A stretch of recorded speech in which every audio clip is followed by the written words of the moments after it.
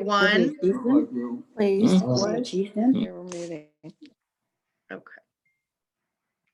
Hello, everyone. Good evening. It is so wonderful to see so many people here gathering with us today for what really is such a special event. We are delighted this evening on the winter event of the TWA to welcome Bill O'Rourke and to learn from him today. I promised that I would be brief in my words of introduction and allow him to introduce himself. I will just say how wonderful it is to have someone like this, who's a graduate of John Carroll University here in Cleveland, who's an attorney, a patent lawyer, who's been an executive of a global company of Alcoa, a professor of business ethics, and who found himself at the Tree of Life Synagogue at such a critical moment. Join us this evening, and how honored and delighted we are to welcome you. Thank you so much for joining us. It's wonderful to have you here. And I'd like to say to you, we have this event, we have the TWA, the Temple Women's Association, to thank for. And I want you to know, in case you don't know, that our TWA is one of the first women's leadership groups in temples anywhere around the country.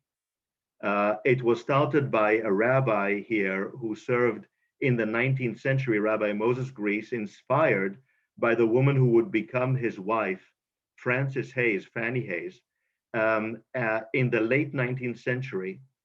And through the teens and 20s, this group led the fight within the Jewish community for women's suffrage, and then was active throughout the Great Depression, and then for decades into the civil rights movement.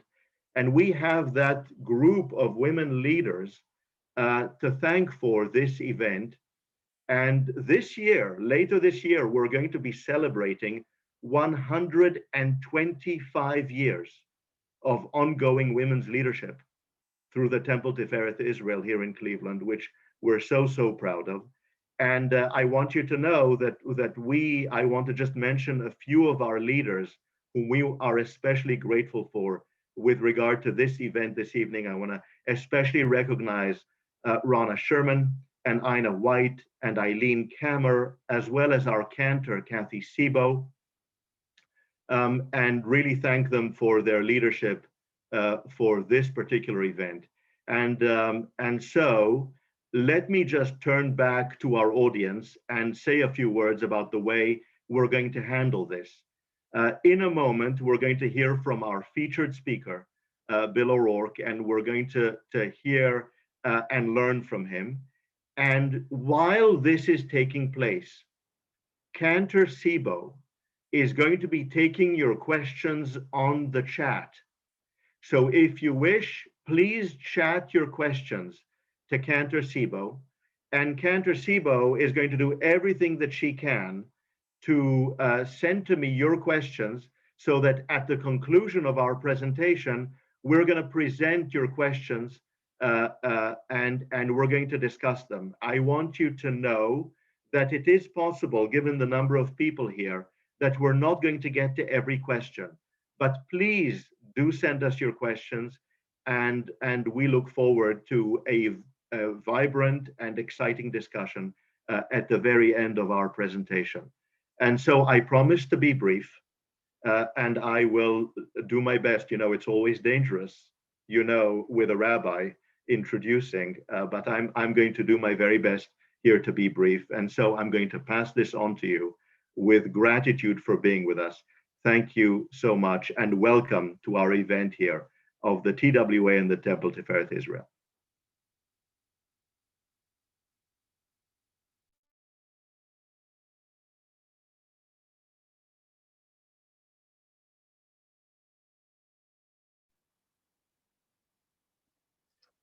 Okay, I hope you can see the screen and you can hear me. Is that correct? Okay, that's good. I want to thank Rabbi Cohen for your remarks. Thank you very much. Thank the TWA for inviting me here, and thanks to all of you for attending. I really appreciate that. I'm going to talk today about I can't move my screen. 1 second, please.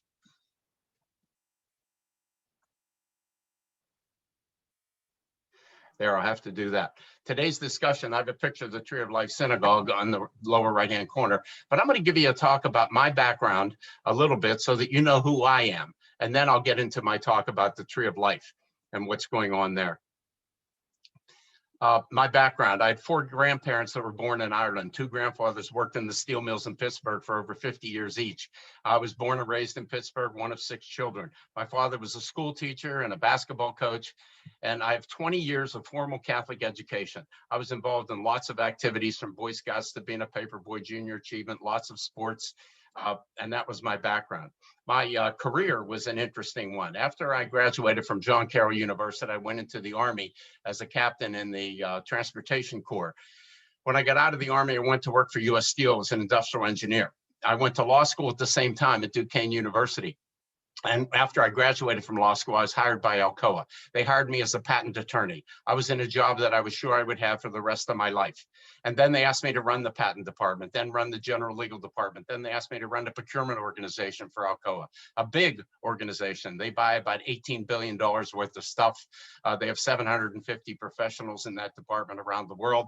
Then they asked me to form and run global business services, be the corporate auditor. And when I knew Control-Alt-Delete, they made me the chief information officer of Alcoa.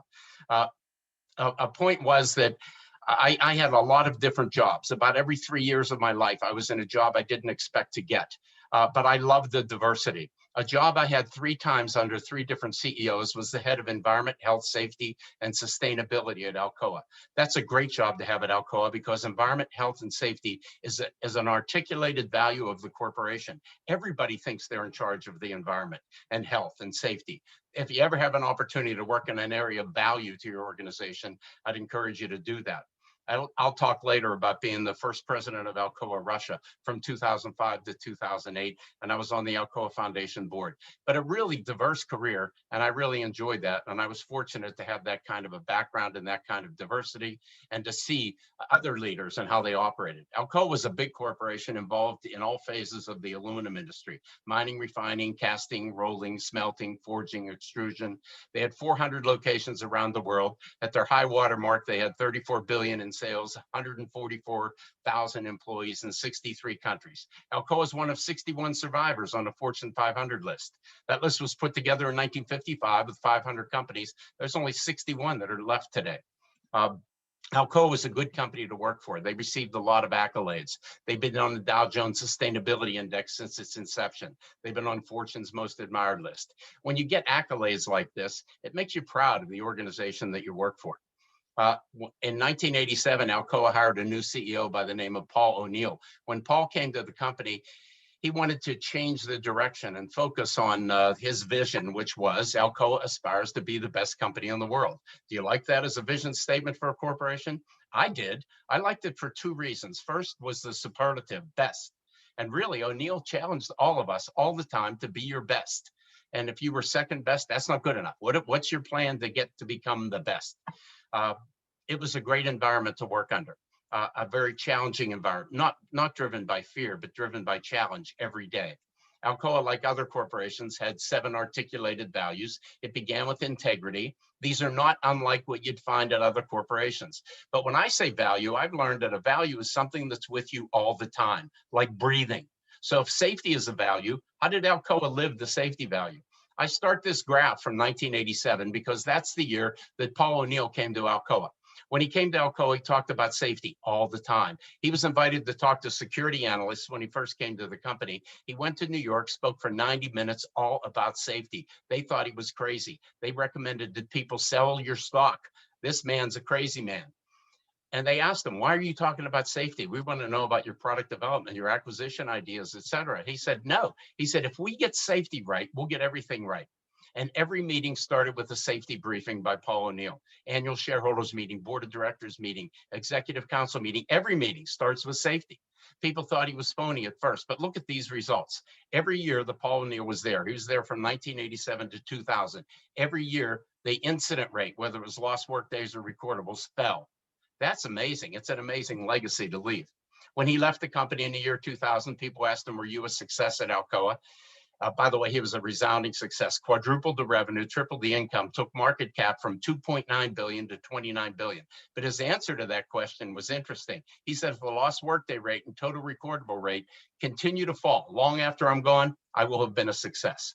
That's kind of a legacy answer, and it did, to the point that the lost workday rate, if I had it up there, was 0.07 for last year, which is absolutely amazing. These are good values: respect, integrity, communication, and excellence. They're Enron's values. Enron's not around anymore because they had excellence, yeah, and cooking the books and deceiving their shareholders. The point is, you can write anything on a piece of paper. What you write down doesn't matter. How you act, how you behave, the culture you build, that's what's important. What's the vision statement for the temple? A warm, welcoming synagogue, family, where each person matters. You cherish your rich history and traditions and foster a dynamic culture of imagination and innovation. Members of all ages find meaning and inspiration by developing enduring personal connections with each other, Torah, God, state of Israel, the Jewish people, and through acts of justice and compassion. I don't know the temple well, but I've got to meet some people. Ina, Rona, Eileen, and I've got to meet Kathy today. And I'll tell you, I feel that. I feel the justice and compassion and the innovation and the welcoming nature of the synagogue. So I think from my brief exposure, you're living the vision statement. I'm going to shift gears. I'm going to talk about going to Russia. Imagine that.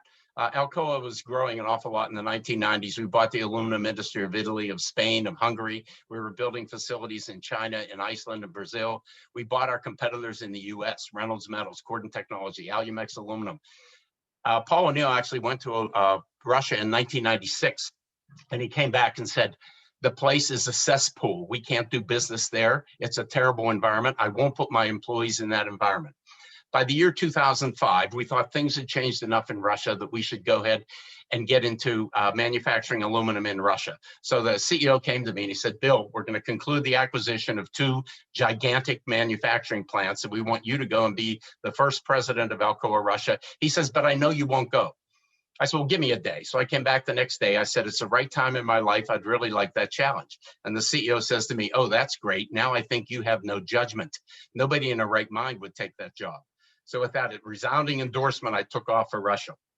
Imagine the leadership challenges that you have. Imagine what was going through my mind on that first plane ride into Russia. I don't speak the language. I don't know the culture. And I was told that at these 2 manufacturing plants, everything was wrong. Everything needed to be fixed, and we have to put in a lot of investment to get it up and running. It's cold in Russia. Why would a company even go to Russia? If I show on this graph the per capita consumption of aluminum by country, in Russia it was about 5 kilograms per person, but in the Western world it's about 25 or 30 kilograms per person. So we saw a lot of upside potential to be able to make and sell aluminum in Russia. This is where we were located, the city of Samara, the city of Belaya-Kalitva, and we had an office in Moscow with about 600 people. The plant in Samara became the largest plant in all of Alcoa. Alcoa had 400 plants in the world. This was the biggest. It sat on 388 acres, had 129 different buildings, 8,200 employees, had the biggest forging press in the world, the biggest extrusion press in the world, and a 5-stand rolling mill that was almost the biggest in the world. The plant in Belaya-Kalitva was almost as big. That is the Samara plant. It runs from one side of the screen to the other, from the soccer field to the tall stacks. It's interesting, when I arrived in Samara, I wanted to review the asset list. And I found out that we did own the soccer field and the soccer team, the Philharmonic Hall, the Cultural Palace, and 1,200 apartments in the city.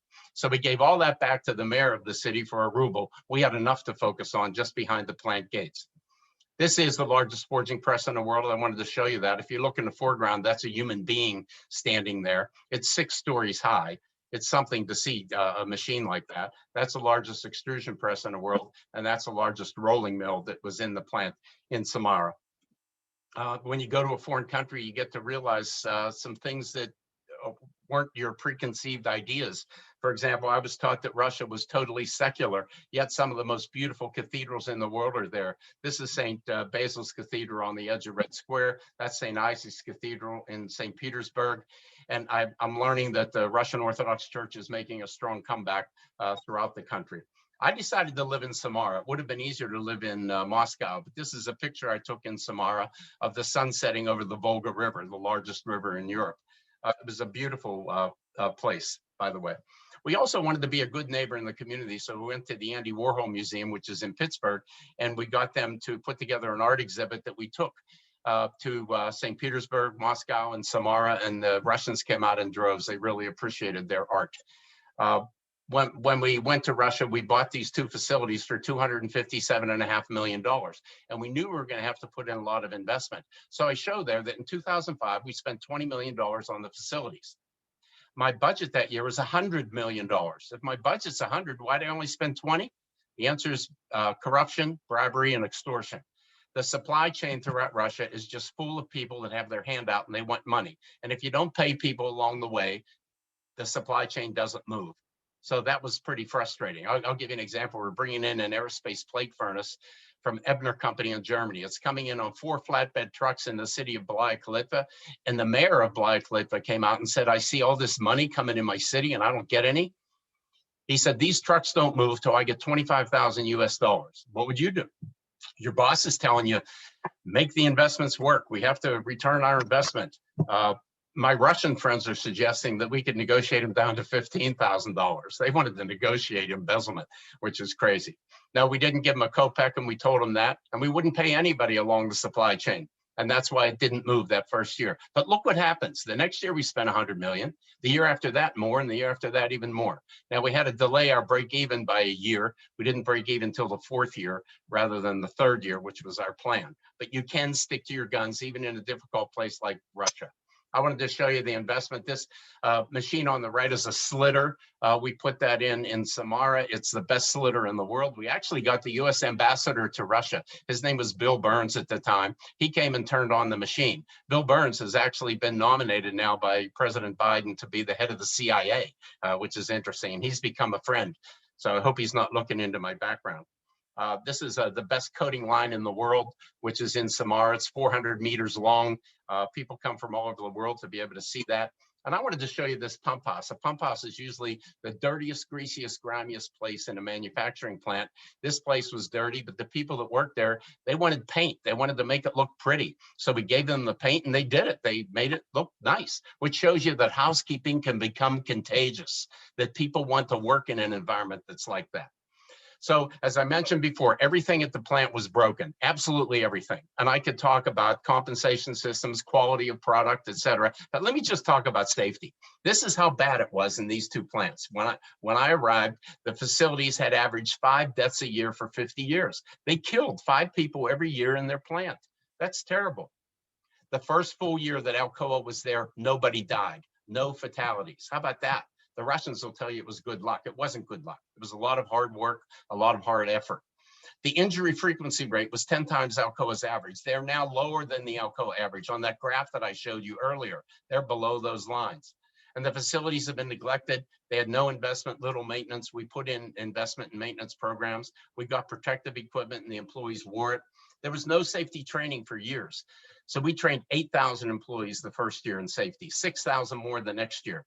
And we required everybody to go to safety meetings, at least 2 every month. We marked the walkways and made sure people were safe.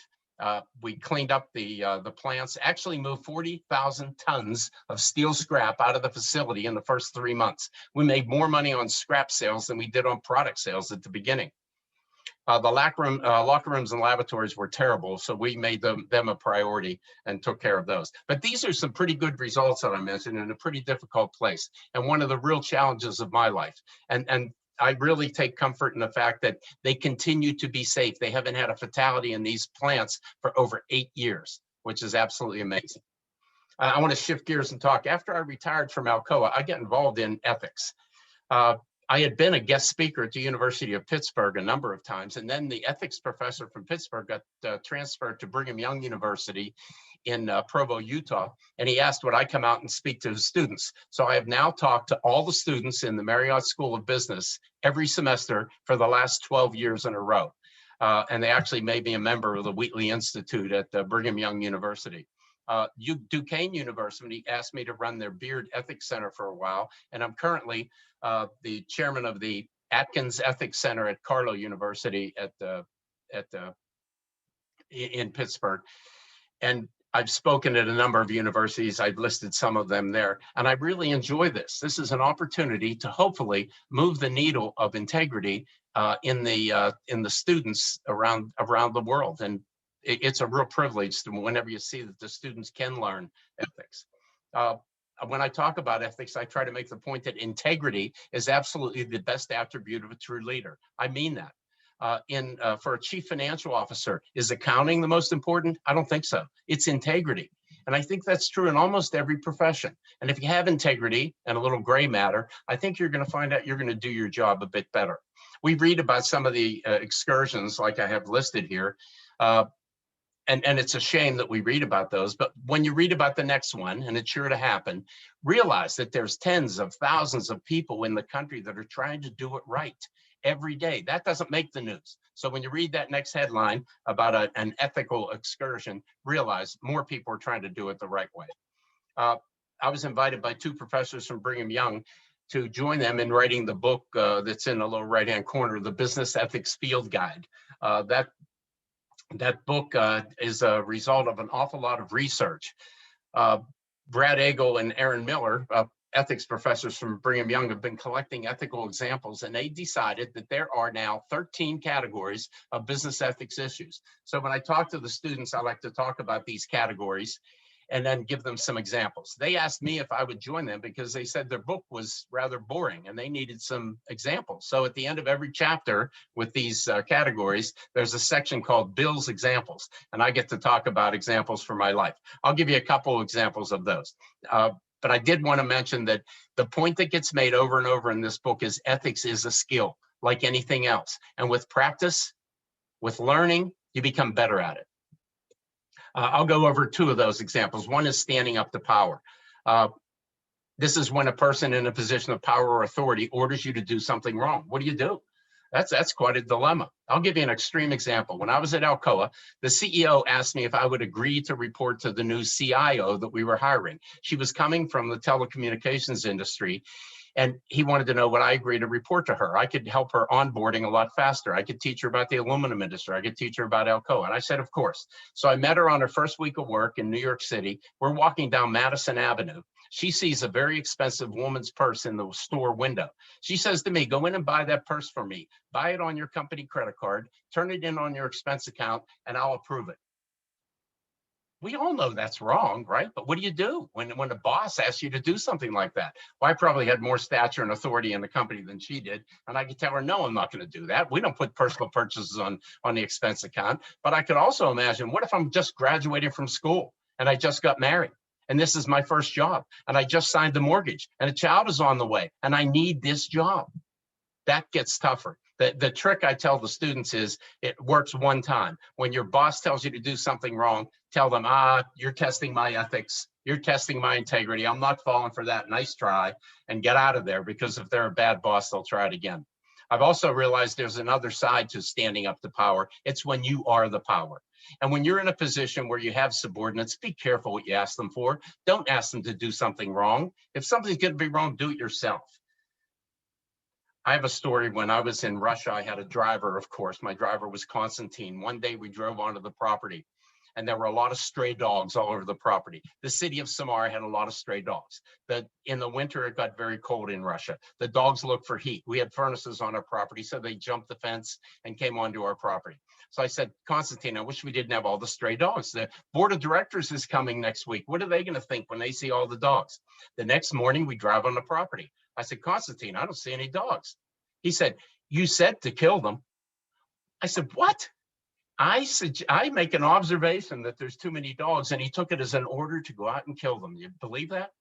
So be careful. If you have the presence of mind when you ask a subordinate to do something, ask them to repeat that back, and maybe you'll make sure you have a clear request. Another category in the book is skirting the rules. And did you ever drive over the speed limit? Sure you did. You tried to rationalize it. They didn't mean it for a nice sunny day like this, or I'm only going 68 miles an hour or whatever. I have a good story. When I was in Russia, again, my boss wanted to have his next staff meeting at my office in Russia. So he told everybody that reported to him from around the world, make arrangements to get to Bill's office for the next staff meeting. A week before the meeting, I got a call from Ingrid in Germany. And Ingrid said, I didn't get my business visa and I don't have time to get it, but I can get a tourist visa. Should I do that? I said, no, you're coming for a business meeting, attend by Skype or phone in. The day of the meeting, I get a call from the airport authorities. They said, Ingrid is here. Is she here for business or is she a tourist? I told the truth. I said, she's here for business. They threw her in jail, in a Russian jail. Poor Ingrid. So I convinced the authorities to get her out of jail, but I had to pay for the armed guard that watched her in the hotel and made sure she got escorted out of the country in the morning. To this day, Ingrid doesn't like me, but I think she respects me. And I think that's what we're after. So when you have some ethical issues in your life, ask yourself, are you after admiration or respect? I hope it's the latter. So I'm going to shift gears. That gives you a brief background of me and some of the things I went through in my life and are still going through now. I'm now going to talk about the Tree of Life Synagogue and give you my perspective. A point I want to make at the beginning is I am not the right person to give a thorough and complete analysis of this, but I did have a perspective.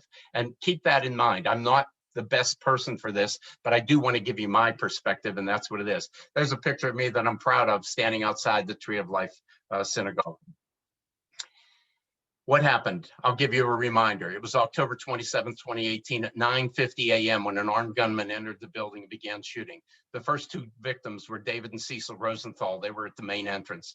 At 9:54, the police started receiving calls from the victims in the building. At 9:55, Melvin Wax opened a door to a closet where he and three congregants were hiding, and he was shot and killed. At 9:57, the gunman left the basement and headed to the Tree of Life service, where 13 worshipers had gathered. Rabbi Jeffrey Myers took 4 of them out of the building with himself through a side door. 8 remained. 7 of the 8 were killed. 1 was wounded. At 9:59, the police arrived. 2 officers and 2 SWAT members were wounded. At 11:08, the gunman surrendered. All in all, 11 were killed, 5 were wounded, and a community was devastated. A world was shaken. These are the victims at the Tree of Life. Bernice and Sylvan Simon married. Stalwart members of the congregation, just wonderful. Melvin Wax, I mentioned, the oldest gentleman who was killed that day, always prepared the services, and he was there early. Pittsburgh is a small city, by the way, like 2 or 3 degrees of freedom, not the 7 that you have in the world. And Dan Stein, actually, I grew up with Dan Stein. He was a year ahead of me. I was in class with my sister at Munhall High School. And that's how small of a community it is that we know each other. Dan prepared for services, and that's why he was there early as well. As with Irving Younger, strong member of the community. Rose Mallinger, the eldest that died, 97. But what a terrible way to go. Jerry Rabinowitz was a physician in Pittsburgh. That smile on his face, I understand, was there all the time. Jerry always had a good word for everybody, always had a joke. When Jerry heard the noise and the commotion, he thought someone might be hurt, and he ran toward the noise and toward the commotion to help, which was just an earmark of his, that he was always helping people. Joyce Feinberg, one of the strongest members of the congregation, age 75, was in the building whenever the gunman entered, as was Richard Godfrey.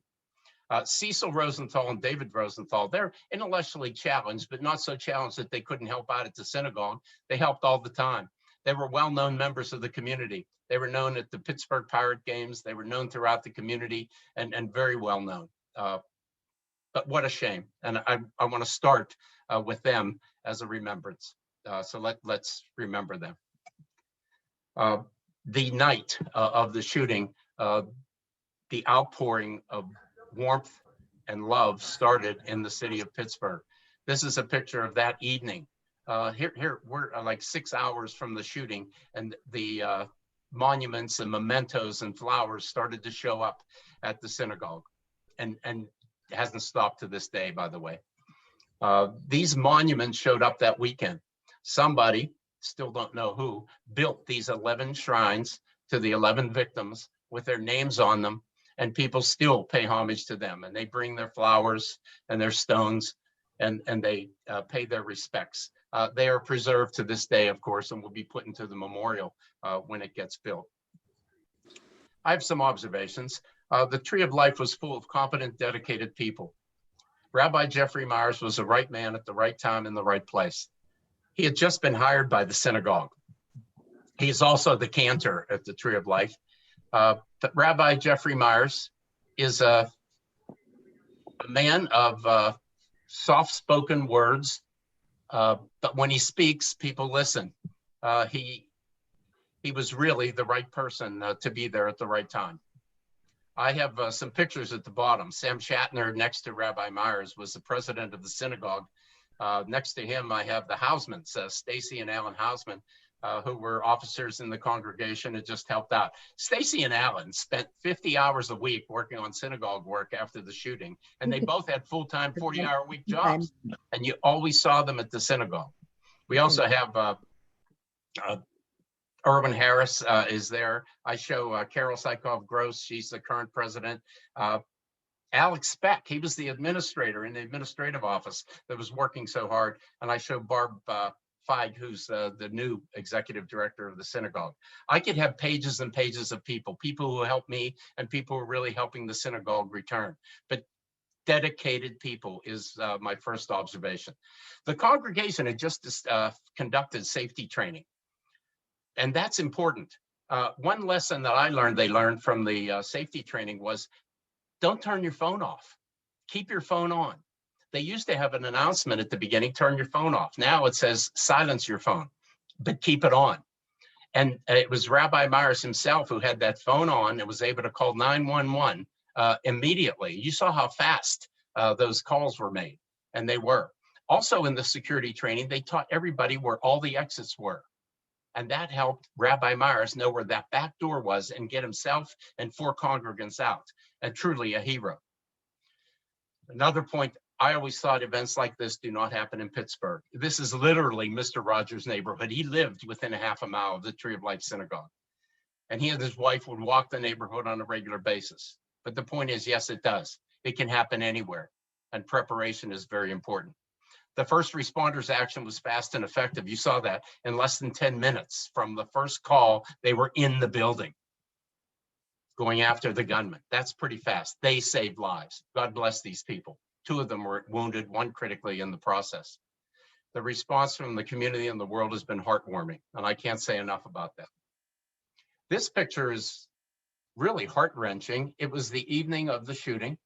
It's at a very busy intersection in the Jewish neighborhood of Pittsburgh called Squirrel Hill. It's right at Murray Avenue.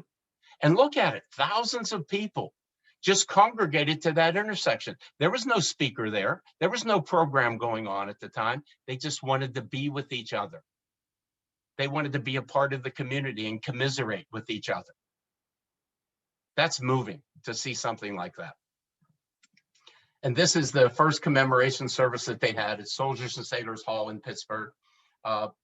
Large crowd. What's more important than the crowd here is there were more people standing outside in the rain, listening to the commemoration service over the speakers that were there. But the outpouring of the warmth and the care and the concern was really moving as a part of this. So I got a call in January of 2019. Would you be the executive director of the Tree of Life Synagogue? So my first response was, I'm not of the faith. They said, I don't care. We need help. We're in trouble. We need some help. Would you do it? So I show some pictures here on the left. Sam Shatner, who was the president of the synagogue, wanted to interview me here. He said, I want you to see what a mess we have. He said, and the mess we have with the mail and the books and the records is just an indication of the mess we have throughout the whole synagogue operations. He said, and I want you to see this before you say, yes, you're going to do something like this. As you can imagine, the Tree of Life was a crime scene. So the federal government actually shut it down, the FBI. and asked the congregation to move. They moved to Rodef Shalom Synagogue, which is less than a mile from the Tree of Life. And they were magnanimous enough. Rabbi Bisno actually gave them rooms and facilities to have offices, gave them worship areas, places to store their Torahs, etc. So I agreed after I even saw the mess. And after the first day that they brought mail in, they brought 15,000 pieces of mail whenever they first delivered it and just dumped it into this room. And you can imagine the cards of condolence, just the expressions of concern and love, and the contributions that were coming. And they had to address that. So one of the first orders of business I had was to dress it up. So you see on the right, we made a little bit more order there. But I had special experiences. I met some remarkable people, as I've already mentioned. But I also admired their resolve to right the ship after this devastating attack. These are people who are focused on, we have to get it fixed, but they want to fix it the right way. Sam Shatner's a psychiatrist himself, so he knew that some of the parishioners are going to need professional services and got that arranged for a lot of people and actually forced some of the people to get the services that they needed at the time. I toured the building first with the insurance company, next with state officials from the state of Pennsylvania who wanted to see the horror, the thousands of bullet holes that were throughout the walls. Rabbi Myers actually carries a prayer book in his office that has a bullet hole directly through it as a result of that attack. But one tour I took with a congregant. His name is Barry Werber. Barry was there during the attack. Barry was actually in that closet where Melvin Wax was. Three of them are couched in the back of that closet. Well, Barry needed to get some closure. He had to come back into the synagogue. He had to face this. So he came with his rabbi, his psychologist, and his wife, and he walked through it. And he narrated all the events as he walked through. And it would break your heart to hear him say, I heard the commotion in the front. I walked out, and there's Cecil and his brother falling down the steps, having been shot. And he's recounting these events. And then they went back into the closet. He pulled out his phone and called 911, but he couldn't talk. They're asking, what's your emergency? And he said, I couldn't talk. I couldn't get my voice going. But to hear this from the mouths of the people who were right there, it makes it more moving. And that I count as a special experience. And then I got to accept countless gifts from heartfelt donors. On the left side, I show a bouquet of flowers. I was called by the receptionist at Rodef Shalom. I went to the reception area and a woman was there with these flowers. And she said, I want to present these to the Tree of Life Synagogue and to the other synagogues. 3 synagogues actually worshiped at the Tree of Life. There was Dor Hadash, New Light, and Tree of Life. And all of the congregations suffered losses. They all had victims, and that's important. So she wanted to present the flowers to all 3 of the synagogues. So I took them, and she had tears in her eyes as she's presenting this. She said, I made these. And if you look closely, each of the flowers is made from the printed obituary of the 11 victims. How moving is that? Think of the therapeutic nature of what she did. And you can feel it and see it in her eyes. The next item I show is, it was designed by a master crystal artist. His name is Billy Healy. He works at Waterford Crystal in Ireland. And he made this one-of-a-kind vase with 11 gems on it, on that tree, if you look, for the 11 victims that were there. So after I started receiving these gifts, I realized that that's inappropriate for me to receive this. The congregation has to receive. So Rabbi Myers got the idea that on Friday, Shabbat services, he will have show and tell at the beginning and show the congregation 2 or 3 or 4 or 5 of the gifts that came in over the past week. And we did that as a practice, and we got them ready for him.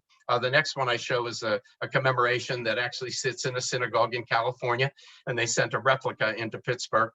And then the Heroes Guild in California presented this Heroes Medal to Jeffrey Myers because he was indeed a hero. Some other experiences, a high school in New York City dedicated their yearbook to the Tree of Life in 2019. In the center, I show Rabbi Myers with a Torah cover. That Torah cover was designed by a cantor, Stephen Storr, who's in Chicago. Stephen is from Pittsburgh. He was a friend of Rabbi Myers, and he designed and commissioned this Torah cover. And it came to Pittsburgh first, It has 11 special stars on there for the victims. And after it went to Pittsburgh, it traveled the country, and it's been in a number of synagogues, and then came back to Pittsburgh for the 1-year commemoration memorial service that they had. And they had it back into Pittsburgh at the end of that tour. By the way, at that commemoration service, I was invited by Rabbi Myers to read a prayer from the Old Testament as a part of that service. How moving is that? That's really special.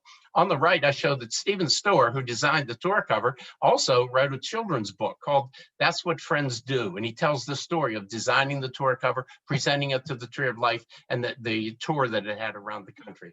Some other experiences. We had to put a fence around the Tree of Life Synagogue, as I had mentioned, and it was ugly. It was there for a while. So one of the congregants, active congregants, Lori Zitran Eisenberg, got the idea that we need to dress up that fence. It was ugly. So she put a call out to children around the world, make art, and we want to put it on our fence at the Tree of Life. And look at it, it's beautiful with all that artwork. And now you see people walking around the Tree of Life, not thinking about just the victims and what happened, but also thinking about the good that there is because of this artwork that was put there. We also had special experiences that were ecumenical. We had our Hindu neighbors hold a service for the Tree of Life, and every one of their congregants signed this poster on the left, and then they came to a Shabbat service one Friday night and presented it to Rabbi Myers. At that same service, there were 12 cadets from West Point who were there. And they spent 2 hours speaking with us afterwards about what happened. They're in a special class called social justice. They're traveling around the country to go to the places where there are questions of social justice, and they're trying to learn that. This is Wazi Mohammed. He's the president of the Islamic Center of Pittsburgh. He wanted to get the Jews and the Islam and the Muslim community together. So he held a meeting at the Islamic Center of Pittsburgh. Whenever we had the shooting at the Tree of Life, it was the Muslims who came to the Jews and said, we want to stand around your synagogue the night of the shooting, just to protect it so there's nothing else. And they did. Isn't that special? So Wazi wants to have a meeting and talk about common issues like safety and security. So he invited the Jewish community to join the Muslim community. Who was chosen to represent the Jews at that meeting? Me, the Irish Catholic. I'm sitting in this meeting with my shoes off and my yarmulke on, representing the Jews with the Muslims. How about that? Doesn't get much more ecumenical than that. But what a special experience that was. I also got to meet a presidential candidate. I'm not allowed to say who it is, so I put this picture up there so you might get an idea of who it was. And they met one afternoon. Bernie and Rabbi Myers met together and spoke for over an hour about justice and doing right and eliminating hate. Also got to schedule meetings with others in what Rabbi Myers called it the club. He said it's a club nobody ever wants to join. And I got to arrange for Reverend Eric Manning from the Mother Emanuel AME Church in Charleston, South Carolina, to come to Pittsburgh with 7 of his congregants and meet with the victims in Pittsburgh as well. And they held luncheons, services together, and these people have a special bond. Other experiences I had, I've been called Rabbi O'Rourke a couple times, and that's actually funny. And I expanded my vocabulary substantially. I would meet with Rabbi Myers every Monday morning, and I'd give him a list of the items that I learned in the past week, but I didn't know what they meant, and he would explain everything to me. I'm going to tell you one more story. While I was at the Tree of Life on March 15th, 2019, there was a shooting at the Christchurch Mosque in New Zealand. 51 were killed, 40 were injured. As soon as that happened, the Jews in Pittsburgh wanted to be good to the Muslims. They raised, through the Jewish Federation as well as the Tree of Life, they raised $660,000 to be sent to the Muslims in Christchurch. How about that? Halfway around the world, but they have a bond and they appreciate each other. I actually got to go to Christchurch and I found this mosque and I went inside and I found their treasurer. It's a man named Murray Stillman. That's a picture of Murray and I. The Muslims in Christchurch are extremely grateful to the Jews of Pittsburgh and what they have done for them. And you can see the signs and the commemoration and the flowers that they have there, and they still have. Some lessons that I've learned. If you're faced with adversity, it's necessary to move forward with strength, hope, and courage. And you can do that when you have the right people and you're driven by the Almighty. Never tolerate any form of prejudice or discrimination, even the small ones. Rabbi Jeffrey Myers will not say the word hate anymore. He won't even say it. He calls it the H word, and he'll talk about love, but he won't say the word hate. And I've learned that even minor forms of discrimination of any kind, they can't be tolerated. We need to speak up and say something. And when we act, let's act with justice and compassion. Those are words that I believe are at the end of your vision statement, and I think they're the right ones. I did want to show you my yarmulke. I still have it at home. That's what I wore when I went to services while I was at the Tree of Life, and I was proud to do that. It's a Steeler logo. When they went to the Steelers and asked if they could use it, they not only allowed them, they encouraged them, which was special. It shows more of how the community comes together. I don't want you to forget the victims. Let's remember them. God bless them. Remember them in your prayers. Thank you.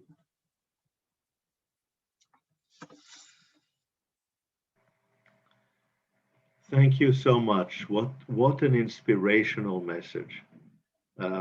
Thank you for this. Not only for introducing yourself, but for sharing with us your insights with regard to your background and to business ethics and to what happened at the Tree of Life Synagogue and how you came into that picture and how you have maneuvered this.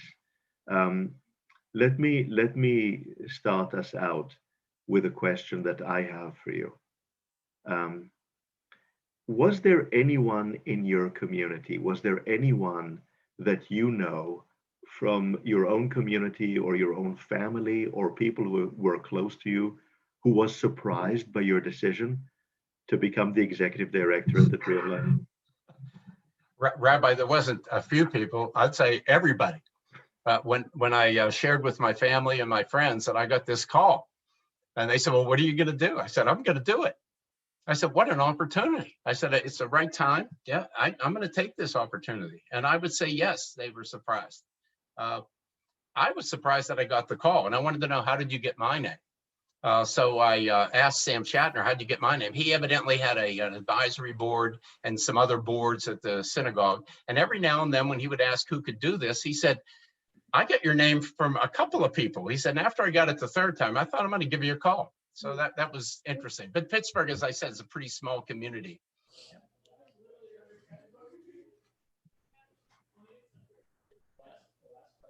Thank you.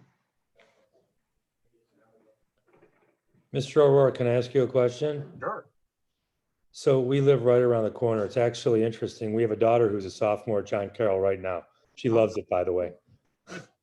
So I was going to ask you, after such a tragedy, how do you, with all the faiths that were involved, the Muslims were involved, obviously you are Irish Catholic, how do you combine faith with ethics and incorporate different communities to move forward together? That's a great question. And I think that's what happens. Faith and ethics get together. I think they're the same thing, by the way. If you talk about golden rule, 10 commandments, anything, it's doing right. It's doing good. But what I observed was it wasn't just doing good. It was doing more than that. It wasn't just saying, oh, I'm sorry that happened. It's let's dig into our treasury and make a commitment to the people who need it right now. It was people who made some of those paintings or drawings or flowers or whatever and brought them.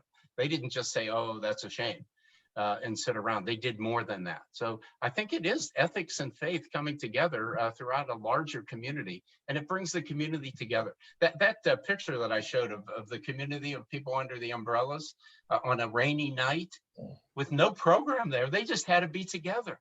That is so moving for me to see the communities come together. Thank you.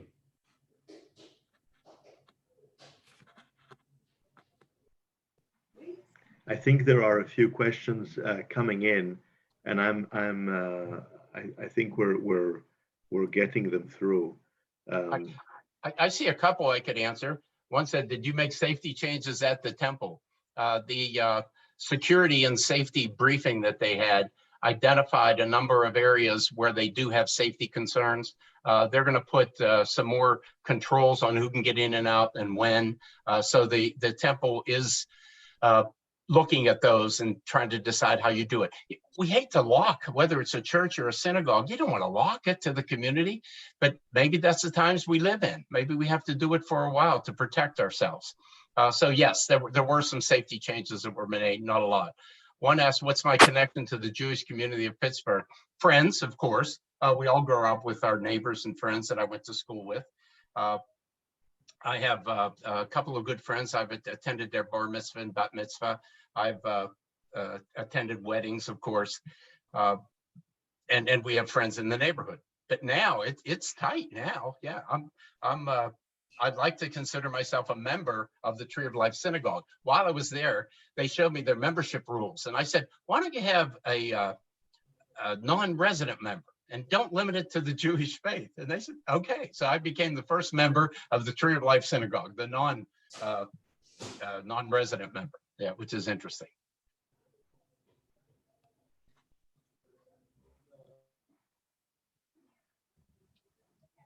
Bill, would you allow me to ask a question? I don't know if there's more in the chat.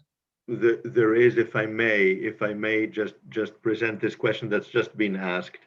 And the question that was asked was, what is your feeling about armed guards, metal detectors that are in place at some synagogues across the country? How do you feel about that? Do you think it will come to metal detectors at every temple? How do you feel? How do you feel this is evolving? I'm afraid that that's where it's going to go in the short term. It's a shame, but maybe there's some technology answers to that. Where we can screen people in a non-invasive way. We hate to have something like the airport security going into every temple or every church. That would be such a shame, and it inhibits participation and the freedom and togetherness that we're really looking for. However, you don't want a tragedy like this to happen in other places. So there's a degree of responsibility to make sure that it is safe. That's a shame, yes. Oops. So we have a couple of other questions here that are coming up.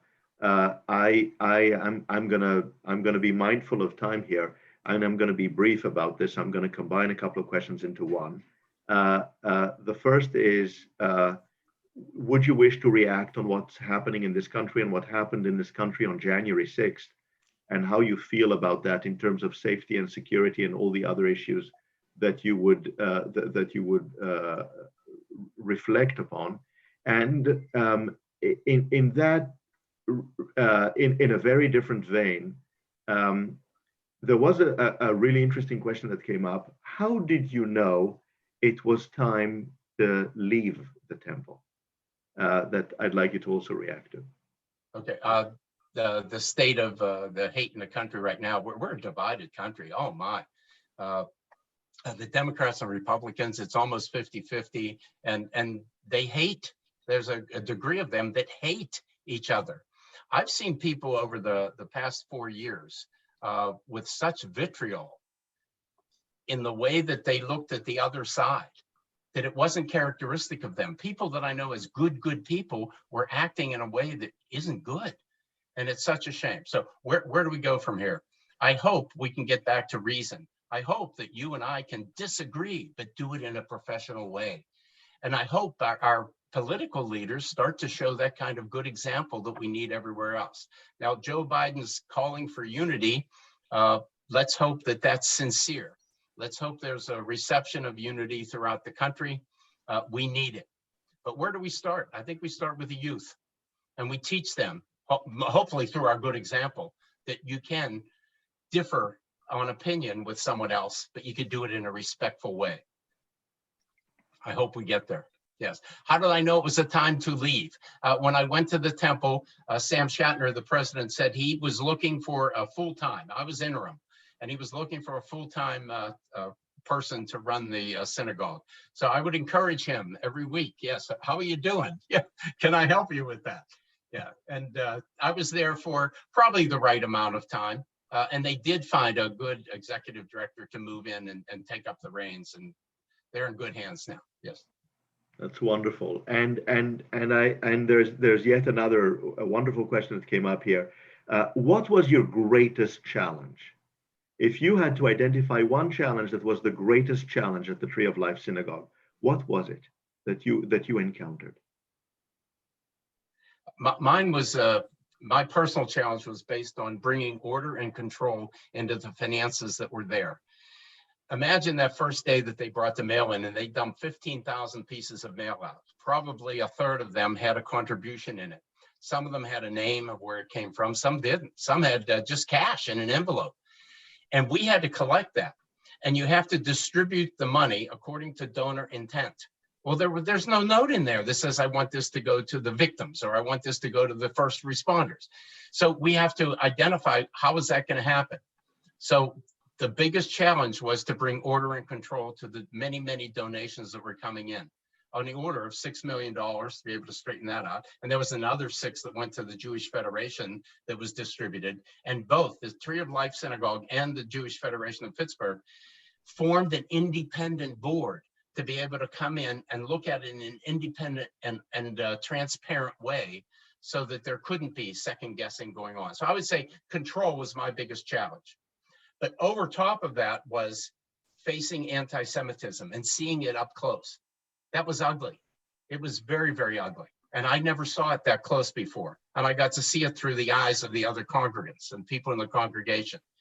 But I also got to see the other side of ecumenism, to see the Muslims and the Christians and the Jews and everybody working together to try to make it right. Mr. O'Rourke, if anybody ever asks you or any of the individuals who are watching this evening, what is a righteous Gentile? You are it. And thank you very much. Although you didn't save any Jews per se, when someone says, but you're Christian, and you would say, I'm a good Christian. Thank you. Appreciate Thank that. you. I have a couple of more questions that have come in, if that's all right. Sure. I just wanted to ask you, one question was, the gunman at the Tree of Life Synagogue, do we know whether this was a lone person or whether he was part of an organization, whether this was part of a group, whether he was influenced by others?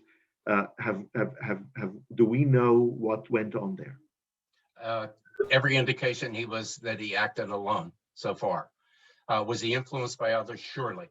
They found on his computer and other things a lot of anti-Semitic literature, etc. So sure, he was influenced by other bad actors in the past, but every indication so far is that he was acting alone.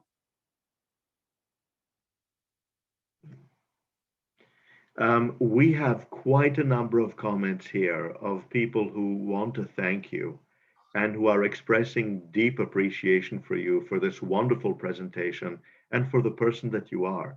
And I think you're starting to hear this. And also, there are a few people who are uncomfortable with a chat function, who may want to say something, and this is your time. If you're uncomfortable with a chat and you want to either ask a question or make a very, very brief comment under 20 seconds, this is your time. Bill, my name is Daniel Silver. My aunt is Marcy Gray, that I think was the person who originally contacted you. Yes. I have a question along the lines about the gunman. I realize that that's not your expertise, but I was wondering if the temple, Tree of Life, received any deaths. Were there any threats? Was there any indication that this was going, not this, but was there any indication that something dark was going to happen? Was there anything that predicted this event? Not ahead of time, no. But you've mentioned death threats, which reminds me of another. If you remember, the President of the United States came and visited the Tree of Life. He came with his son-in-law, who is Jewish. He came with his wife and his daughter. They were respectful. He was the good President Trump, by the way, during that visit. There was no animosity or negative anything. It went well. However, Rabbi Jeffrey Myers received death threats for receiving the president. How about that? it shows you how divided of a country we could have, that during an event such as that, people could look for even more hate rather than the commiseration and warmth that they were looking for. Yeah, which is a shame. Ahead of time, no, nothing gave any indication that there would be something that would happen. Good question. And thanks to Marcy. Anyone else? I just have one more quick question. Mr. O'Rourke, do you have any written materials that you have written yourself in the field of ethics that are accessible to the public? There's one book that's called The Business Ethics Field Guide, and that's available anywhere. And there's the foreword is actually written by Paul O'Neill, who I talked about from Alcoa. And I tell experiences throughout that book of ethical experiences that I've had in my life.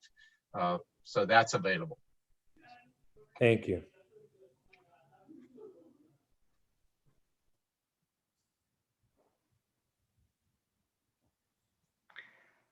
Well, I think that it falls to us to offer you our deep gratitude for what has been a tremendous evening of learning and of emotion. Frankly, you've spoken directly to our hearts.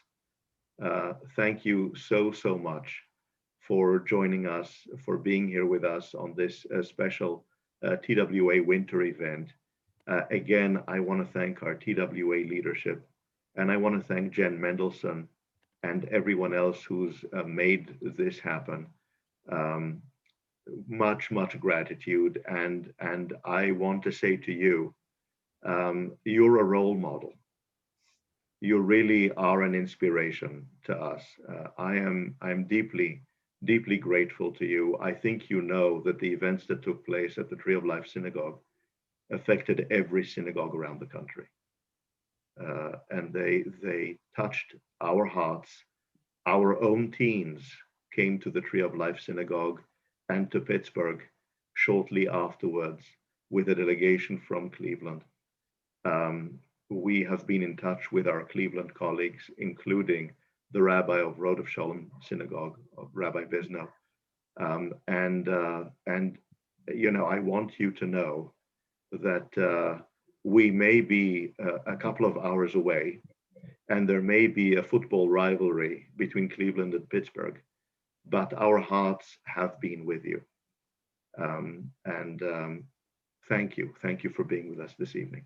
Rabbi Cohen, I need to thank you and the TWA for the opportunity. And you've reminded me, you were saying that we're closer together as a result of what had happened. One Thursday evening, I received a call at the synagogue office, and it was a woman from Toronto, a Jewish woman, and she said, we're celebrating Purim. I believe it was the Feast of Purim, am I right? And she said, and I was thinking, that's probably the first holy day that you won't be in your synagogue. And she said, and I feel sad about that and wanted to call and let you know. How about that? And it's just that kind of outpouring of emotion around the world that came to the Tree of Life. So some good did come from this. Thank you and the TWA for the opportunity. I appreciate it. Thanks for your kind words.